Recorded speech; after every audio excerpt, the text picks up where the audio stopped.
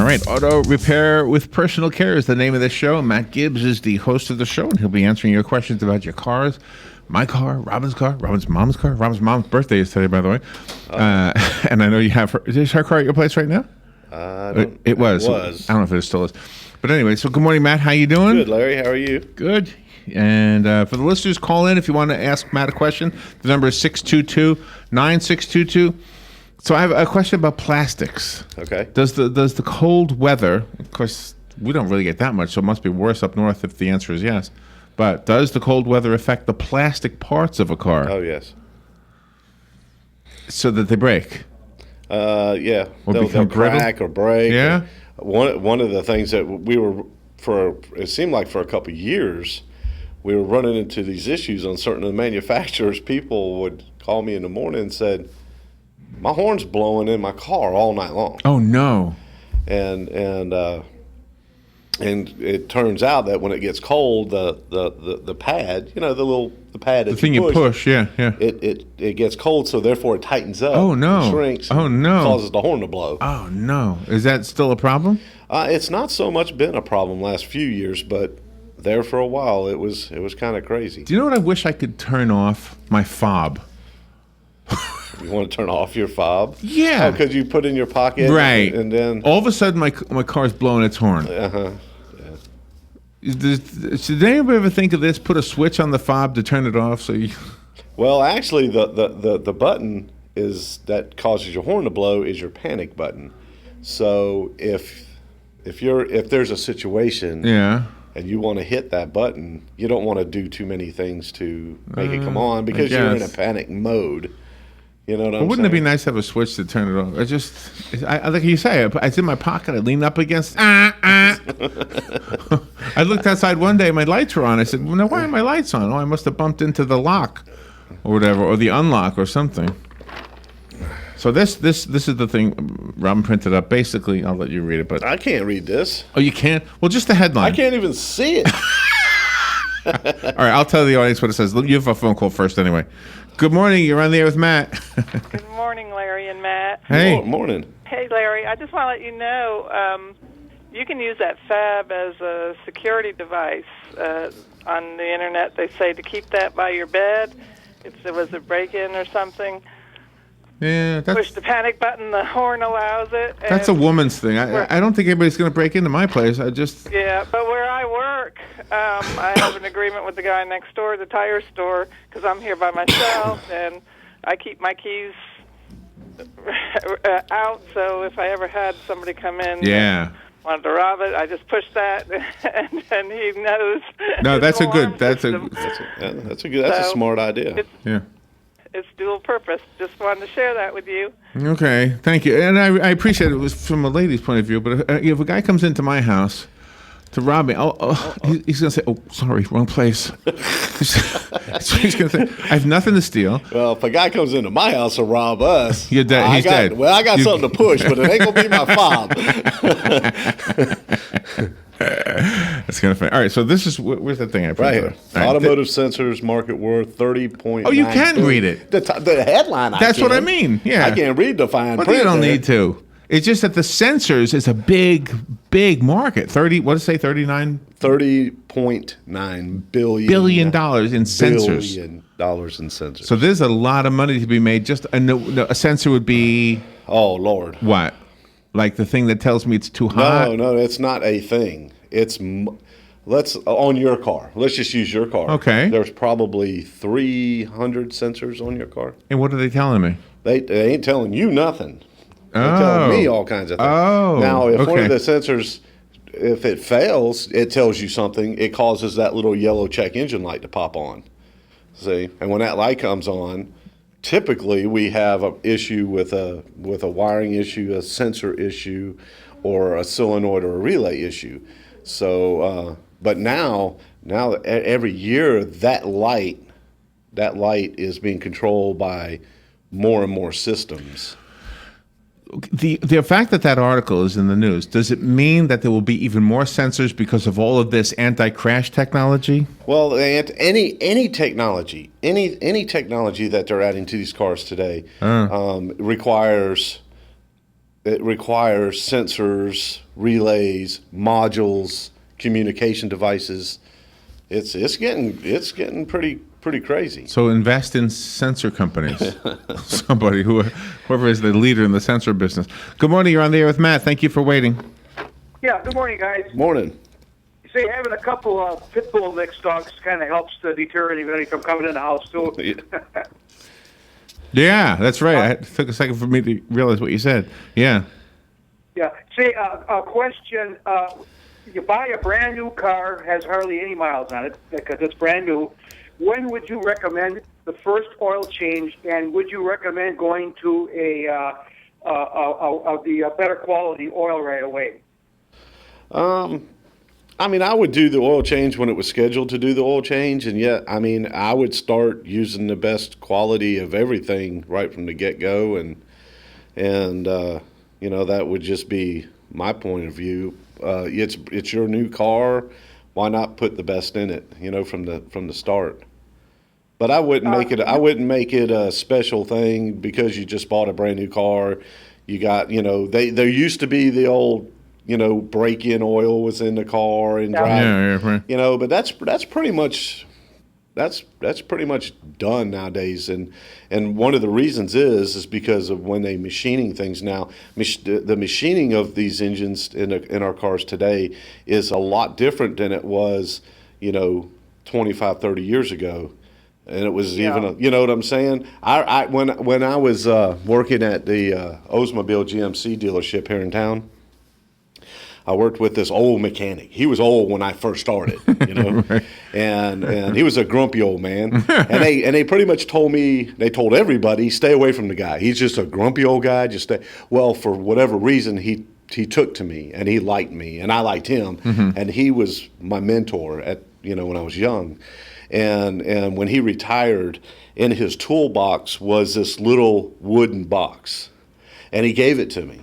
Oh, wow. And what the wooden box was back in the early 1900s when they came out with the Model A's, and you know, Right. the bearings in the engine were made out of leather.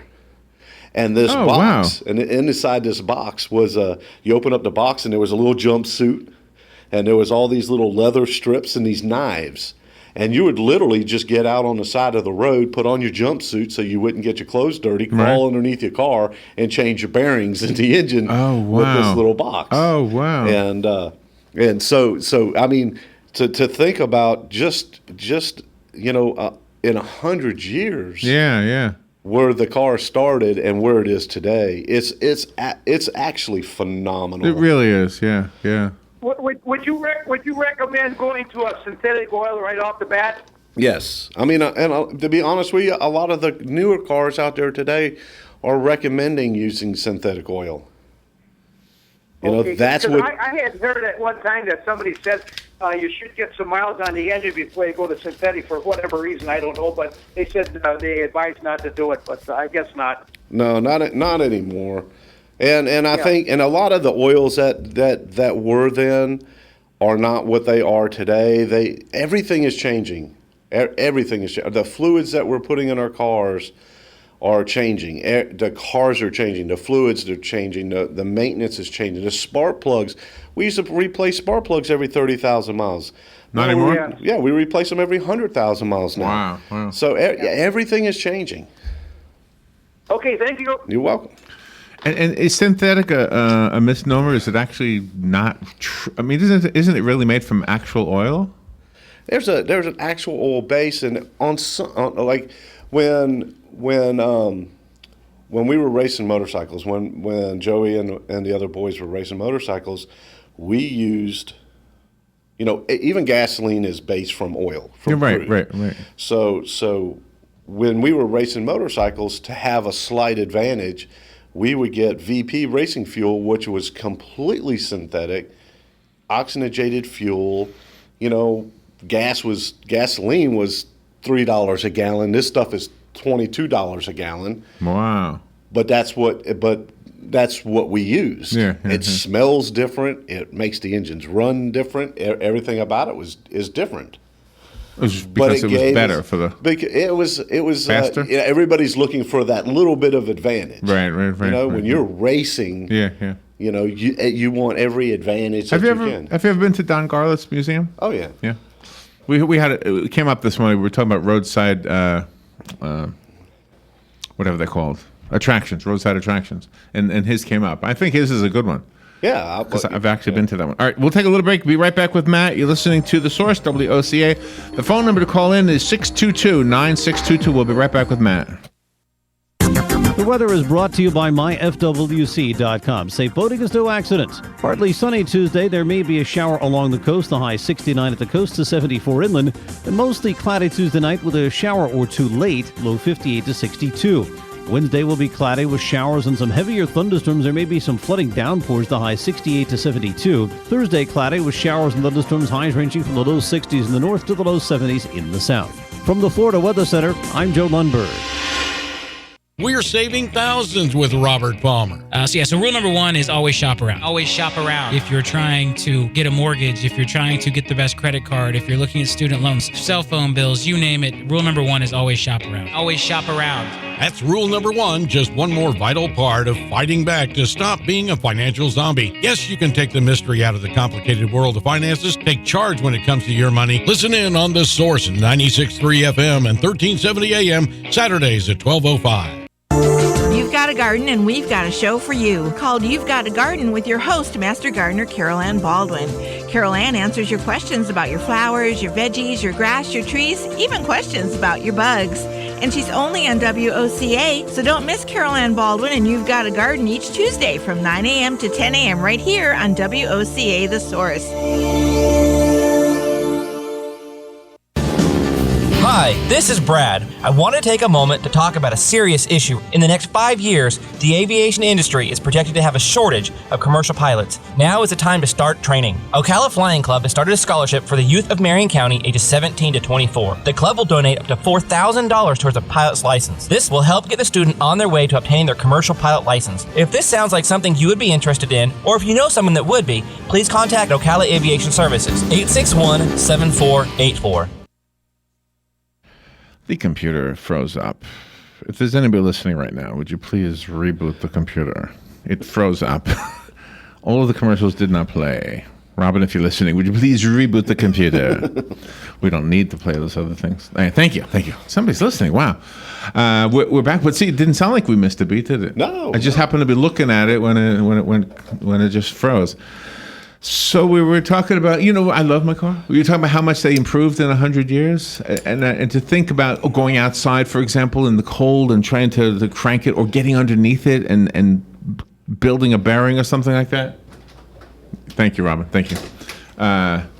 Just think. Because, even in my younger days, I would get under the cars as little as I know about cars. But I could, I remember one time, Matt, at the Ocala post office, my starter needed to be changed, and I didn't have any money to help to get anybody, so I got a $50 used one from somebody, or rebuilt one, got under the car, but the bolt and the chassis were kind of in each other's way, and it was so frustrating. And then my brother said, "We'll take the jack and jack up the engine, and then you'll have room." I never knew to do that. So, you still do that kind of thing? Oh yeah. Oh, yeah. So it's just the way they're built. It's like they build them so that you have to have a professional help you fix them.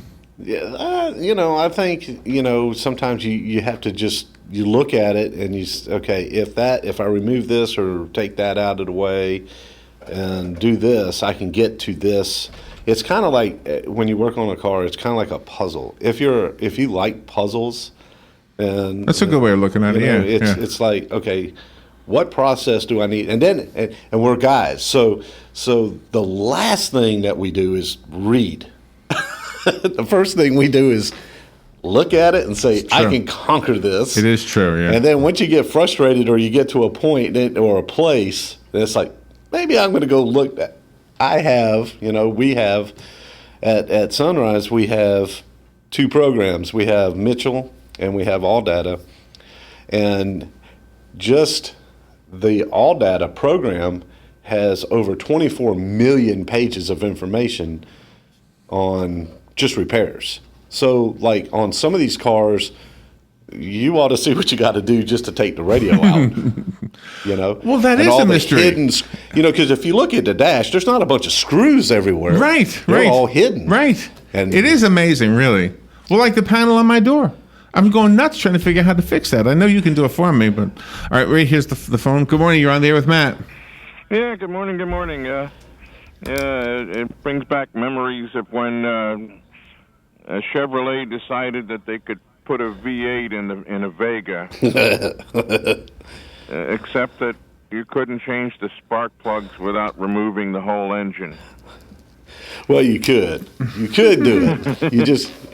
You just had to figure out how to do it. Yeah.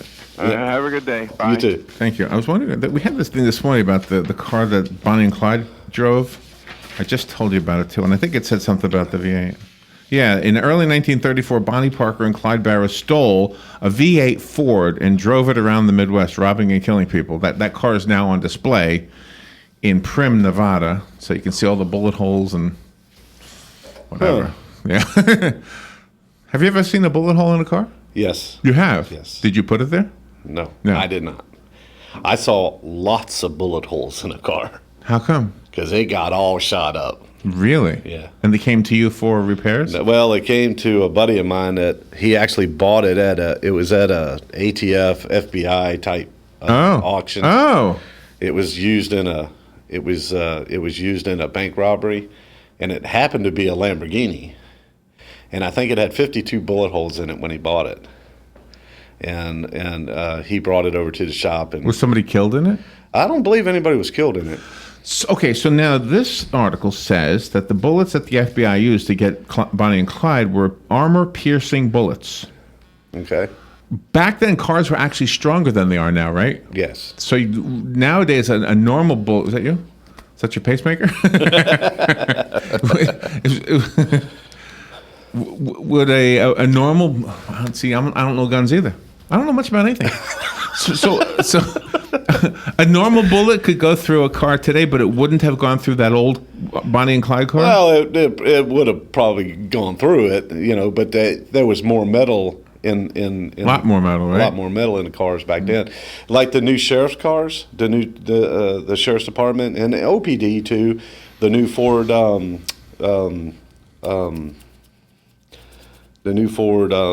Tauruses. Okay. The new Ford Tauruses.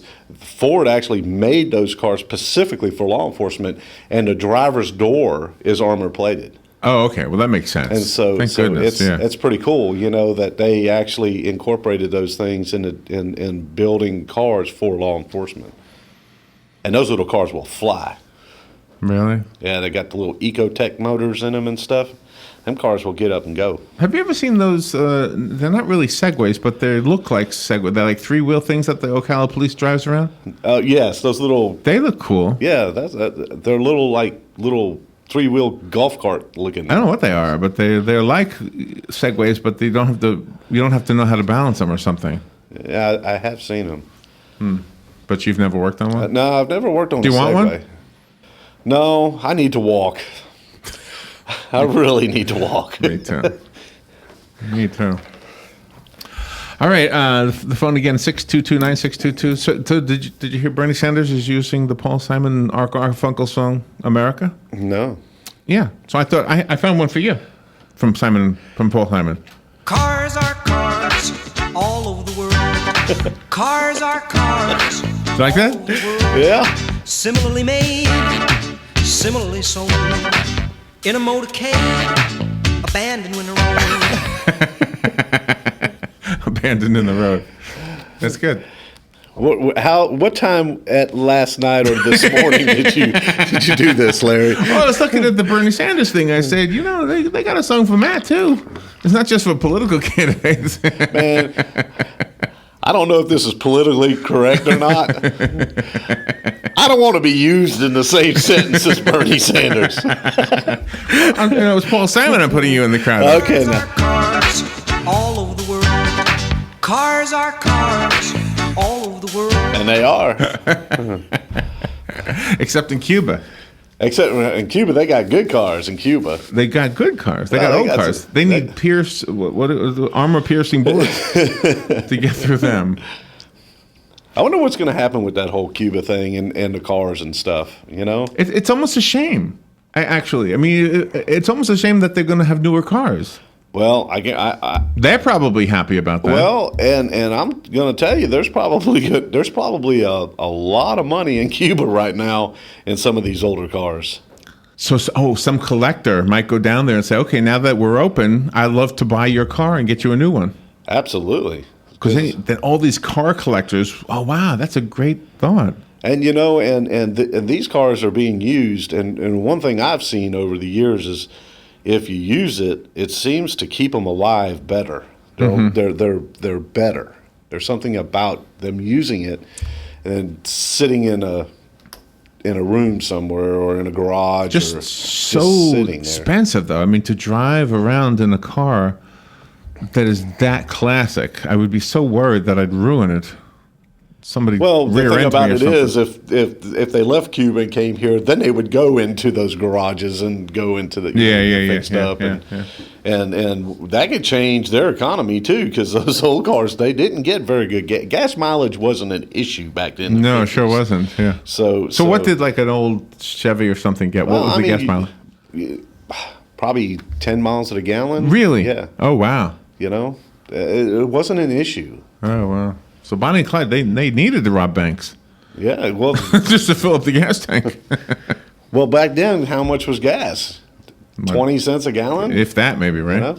I remember as a kid, this is the truth, it was 25 cents a gallon. And the reason I know, because I was cutting lawns to try to make extra money. So I'd go down to the gas station, and for maybe a nickel, I could fill up my lawnmower, you know, and then just go door to door. Hey, can I cut your grass? Hey, can I cut your grass? It was real easy to make a few dollars. And did you see the price of gas this morning? $1.85? No, $1.74. Really? I saw $1.74. Huh. And I was at Walmart last weekend, and I saw jugs of water for $1.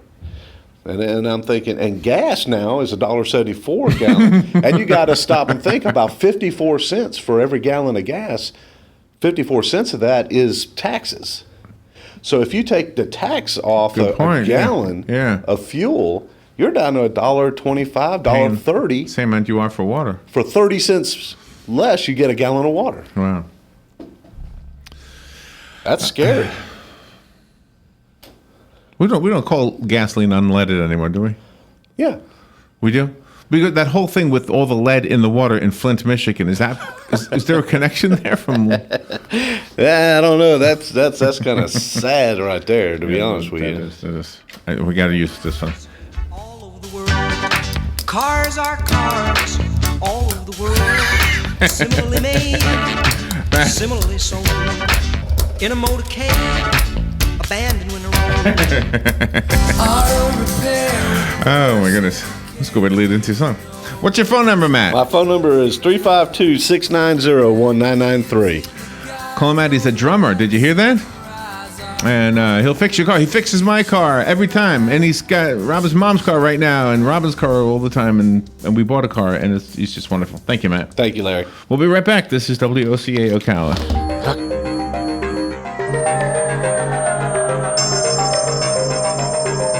Greetings, good citizens. Join me, King Arthur, at the 30th Annual Hogtown Medieval Fair, January 30 and 31st and February 5th through 7th at the Alachua County Fairgrounds. Join the colorful cast of characters on the streets of Hogtown, where you'll find medieval merriment for the whole family. Cheer on royal knights as they joust for their ladies' honor. Watch a living chess match or enjoy performances by gypsy dance